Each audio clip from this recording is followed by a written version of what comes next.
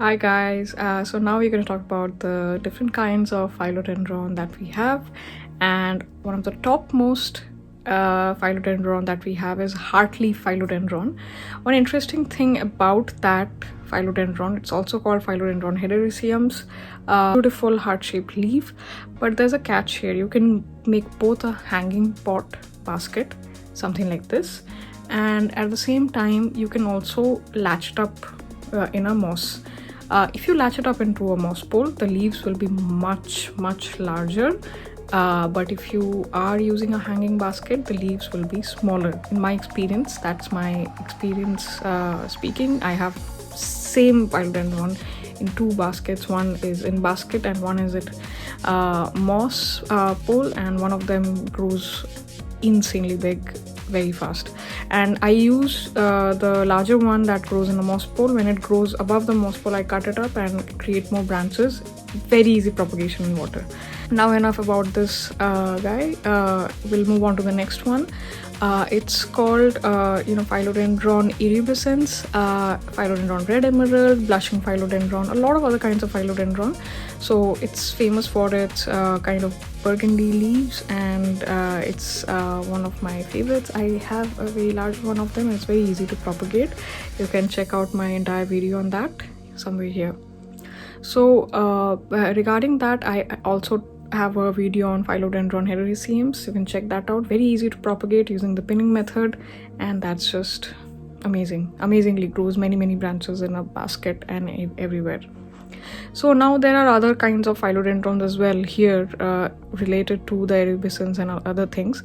There are philodendron pink princess, there is philodendron many kinds of cardinal black, philodendron moonshine. We'll just get into all of that.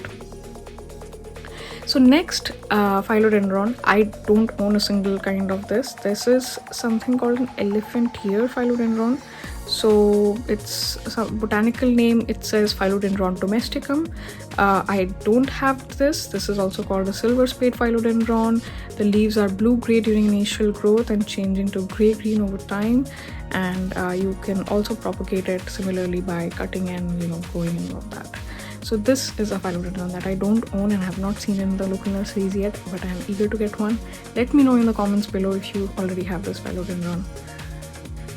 The next one in line is philodendron moonlight philodendron. I recently got a philodendron moonlight and I'm really happy with it. The leaves grow so large, even in a very small pot. I believe that as per my studies everywhere, they like to be root bound, and they are loving the east facing balcony here. A little bit of morning bright light, because their leaves are lighter, so the lighter the leaves are, the more light it needs, right? So basically the fluorescent green foliage is just an amazing view, and it grows really large. Anyways, so it's like a bush variety, but it's not the vining variety. The earlier ones are all vining that we talk about till now. Now the next one is Congo Rojo philodendron. It's also not vining. It's a bush kind, but it has really beautiful leaves. I don't have any one yet, but I've seen this plant available in a lot of online nurseries for at least Indian locations. So it's a plant that is very easily accessible in my experience, at least, but I have not bought it online because I don't know the quality of the plants that I'll get, but I'm looking for one in my local nurseries. It's beautiful, dark foliage, green foliage. It's just amazing. The botanical name is Philodendron Congo Rojo. So it says that it's quite a new cultivar of philodendron, and it's adaptable to all conditions. Of course, majority of the philodendrons are, hence we are talking about them in detail. This is one of the plant species that can make you stand out as a gardener, and at the same time it's such a low maintenance plant that is amazing to have. So next is oftentimes we can also talk about some misnomers that we define as philodendrons, but they are not philodendron per se. They are called philodendron in their common names, but they're not in the philodendron genus. So for example, split leaf philodendron, Monstera deliciosa is called a split leaf philodendron oftentimes, but they are not from the Philodendron genus. So although they are beautiful and they are my favorite, but they don't belong to Philodendron genus, so we'll skip that. Then they say that there's a different kind called winter bone philodendron. So it's called Philodendron Xanadu, botanical name. But Philodendron Xanadu recently got transferred to another genus as per my information, and that is called as, so it's called Tomatophyllum. And the reason they say is why Philodendron bipinatifidum no longer is considered as a philodendron. Very simply put, the scientists now have much more information about DNA and all of that. It all boils down to that. So these plants are no longer a philodendron currently. So Philodendron bipinafidum, if not good with scientific names, and Philodendron Xanadu and few others were already subdivided into their own group within Philodendron, and this group was known as Mesonostigma. In 2018, a team of scientists recognized that these plants were very different genetically from philodendrons, and they were lumped in with. So they decided that paired with the fact that they also grow trunk-like trees and shed their lower leaves, the plants were then moved into their own new genus called Tomatophyllum.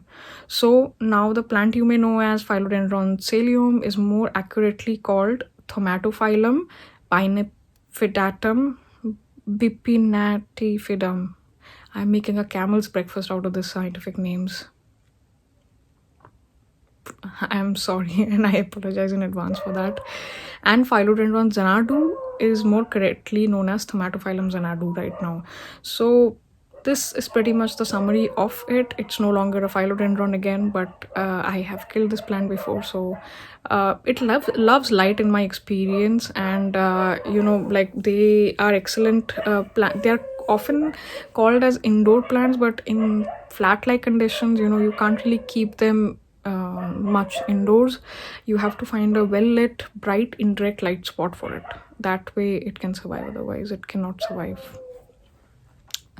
Now the next in line is Brazil Philodendron. Oh my god, this is a beauty. It's also under Hederaceum. The botanical name is Philodendron Hederaceum Brazil, and it's like the variegated heart-shaped golden yellow, white or cream colored stripes, and depending upon what kind of stripe it is, it falls under different names, but more or less the botanical names are same.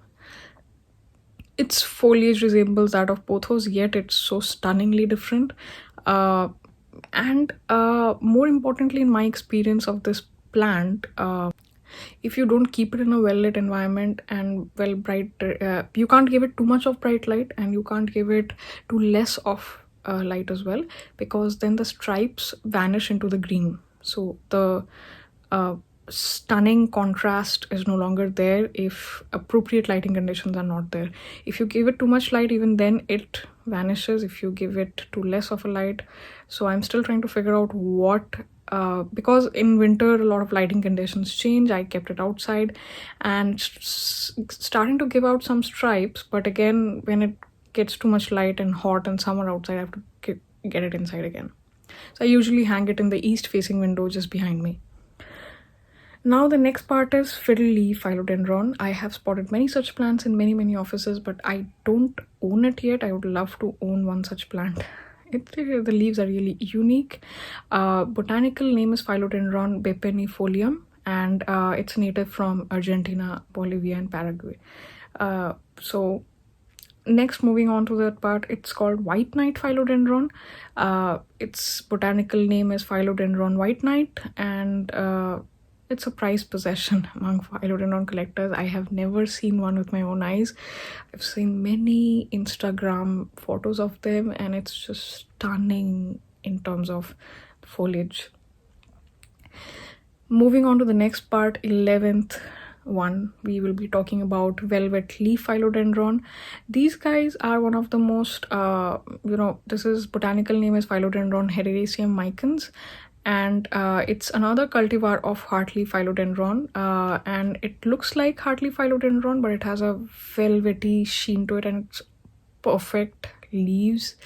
At the same time, these phylodendrons are, in my experience, much more susceptible to pests, spider mites, and in comparison to its counterparts, and it is more high maintenance than other hederaceums that are existent. They are very, very moody, and you don't know, when they're unhappy, they will suddenly get pests, they'll suddenly not like the light conditions, and they will start to fall.